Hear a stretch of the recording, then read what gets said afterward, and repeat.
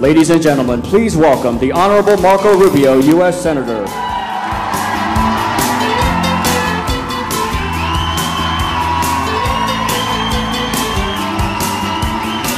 Thank you. Thank you. Thank you. Thank you. Thank you. Boy, it's great to be back with CPAC out west here now. That's great. You know, I got, first of all, what is this? Is Obama speaking here today? Things are distracting me. Wait, turn that around right there. All right. It's great to be here with CPAC and the American Conservative Union. You know, the American Conservative Union is one of the only unions in America that supported me. And so it's great to be here with you guys and to be a part of this. And so I don't know what you guys were doing last night. I was watching a pretty good debate. Here's what I loved about it. Here's what I loved about it. I think, you know, Mitt Romney won on every point you could win a debate on. But what was the most telling was not what he did, but what the president was doing. He was uncomfortable. He was uncomfortable talking about taxes. He was uncomfortable talking about the debt. At one startling moment, he turns to the moderator and says, can we change the subject? To what? What are we going to change the subject to?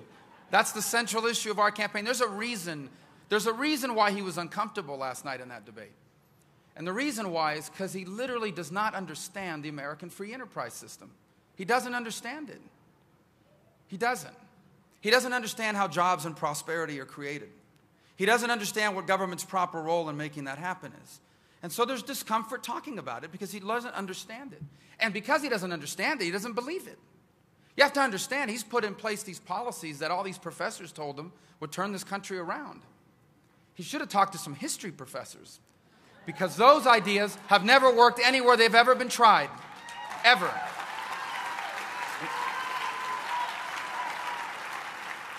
You want proof that those ideas of big government don't work? Here's proof. The millions of people that have come here from countries that have implemented them to get away from policies of big government. Because the great myth that they've perpetuated is the idea that somehow big government is good for the middle class. That big government is good for the people who are trying to make it and to get ahead. It's not true. In fact, in the words of the wise man Joe Biden, the last 4 years have buried the middle class because of big government.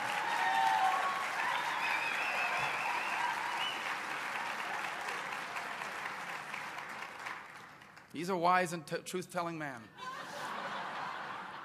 They have buried the middle class because big government crushes the middle class. Big government crushes the working class. Big government crushes the people who are trying to make it. Big government doesn't hurt the people who have made it that much. They may not like it. They may understand how bad big government is for our society and for our economy, but they can afford to deal with it. You pass a bunch of laws and regulations, you make the tax code complicated, and multi-billion-dollar corporations and multi-millionaires and billionaires, they're going to hire the best accountants in America to figure out the loopholes, the best lawyers in America to navigate the loopholes, and if there's no loopholes, the best lobbyists in Washington to create them. You put government in charge of our economy, and they're going to hire lobbyists in Washington to get money from the government and laws from the government passed that help their business at the expense of others. That's why big government doesn't really hurt the people who have made it. They're going to figure it out one way or another. Mitt Romney made that point last night. Here's who gets crushed by big government. The people trying to start a business out of the spare bedroom of their home. The worker who wants to become the owner. The person who saved for years because they have this really good idea and they want to take their life savings and use it to start a business. They're the ones that can't deal with these regulations. They're the ones that can't figure out the tax code. They're the ones that can't navigate big government and all of its complexities. And so they get hurt. And so that business never gets created. And so those jobs never get created. And so the middle class doesn't grow. And that's why big government fails the middle class and the working class. And that's why we have to get away from big government. And that's why in countries that have big government, the same people, the same companies, the same families dominate those nations and their economies generation after generation. But here, anyone from anywhere should have the opportunity to accomplish anything. We truly believe, as one of our founding principles, that you should be able to have the opportunity to go as far as your talent and your work will take you. Now, these aren't just economic principles that I'm talking to you about.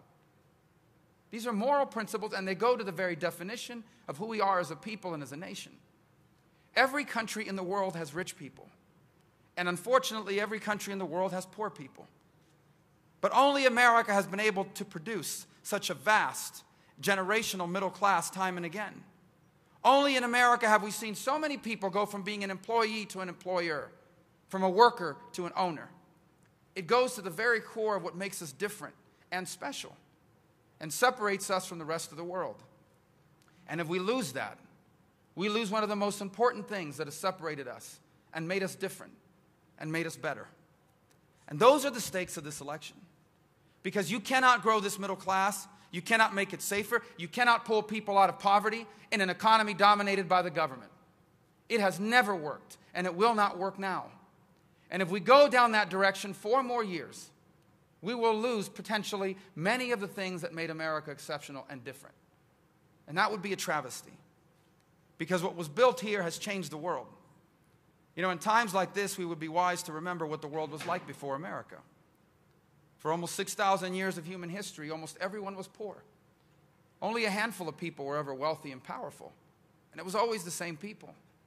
In almost every society that's ever existed, the closer you were to government, the better off you were. And everybody else was on the outside looking in. For almost all of human history, your rights are what your leaders told you your rights were. What you got to do was whatever they told you you could do. Nothing really belonged to you, and that your leaders decided what you were going to be. If your parents were poor, you would be poor. If your parents worked in a certain job, that's a job you would have as well. This was the condition of mankind for almost all of human history, almost 6,000 years of recorded history. That began to change 200 and some odd years ago, when on this continent, these extraordinary men wrote the words that said that every single person on the earth was created equal because they were given at birth certain rights that came from God, not from government, not from their politicians, and not from their leaders.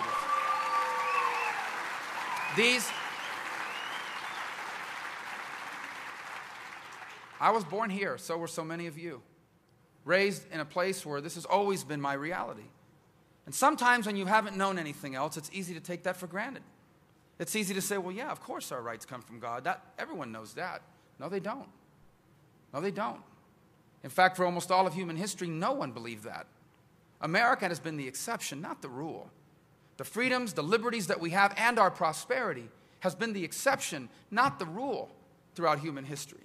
And it did not happen by accident. It happened because those weren't just words on a piece of paper.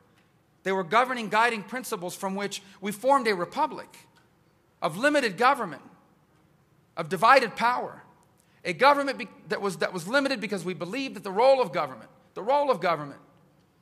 was not to tell us what our rights was not to protect us from each other or ourselves. The role of government was to protect our liberties that God had given us, to protect the rights that our Creator had endowed us with.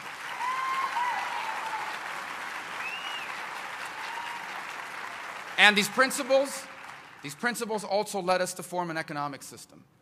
It's called the free enterprise system. It's a system that's based on a simple notion that it doesn't matter where you started out in life.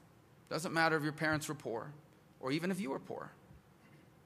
You can go as far as your talent and your hard work will take you. It doesn't matter if you're a worker. If your idea is better than your boss's and you're willing to take a risk, you can compete against them in the same industry and maybe even put them out of business because you're better than they are. It happens all the time. The idea and the belief that people should be able to open up a business out of the spare bedroom of their home. Yes, in violation of the zoning code, but you can do it. The belief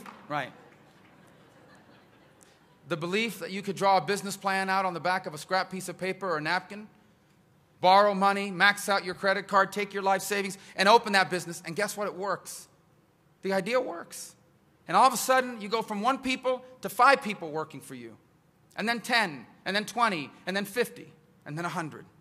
Within 10 years, you have 200 people working for you, 200 families that are being fed, 200 families that are making mortgage payments, 200 families that will send their kids to college.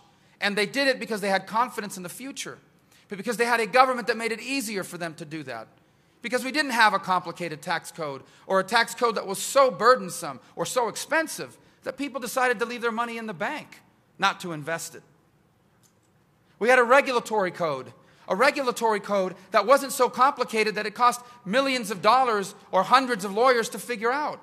Instead, they said, you know what, we're going to invest in that economy because we believe that we can create jobs given these rules and this scenario. We had an energy policy that was pro-American that said, you know what, we're the most energy-rich country in the world. Why are we tying both hands behind our backs?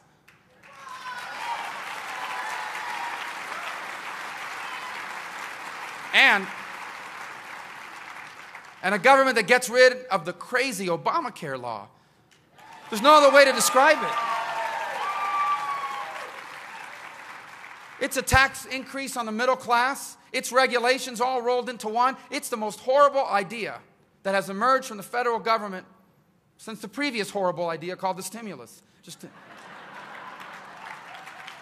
Anyway. I guess I want to close by saying that I know that times are tough. I do. I know. I talk to people all the time. In this campaign, I've had a chance to travel the country and speak to people everywhere. Here in Colorado, all across the West, even in Florida, everywhere. And people will tell you, yeah, even in Florida, I get to stay some time there. I get to go home once in a while. And people tell me, you know, I've been looking for a job for 3 years. I went to school. I did everything they told me I had to do. I got good grades. I worked hard. Why can't I find a job? I bought a house, and now I can't sell it. It's worth half as much as it used to be. I have a business. I'm afraid to hire anybody because I don't know what Obamacare is going to mean to me. People are worried, and they're afraid that things will never be the same again. But the truth is, things don't have to be the same again. They can be better than they've ever been.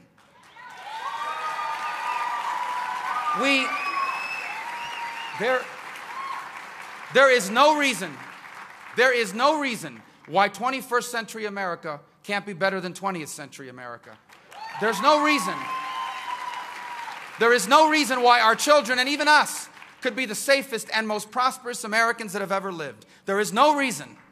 All we have to do is change the people that are in charge, and it starts at the top, and it started last night, and I can't wait to come back to you to talk about President Mitt Romney.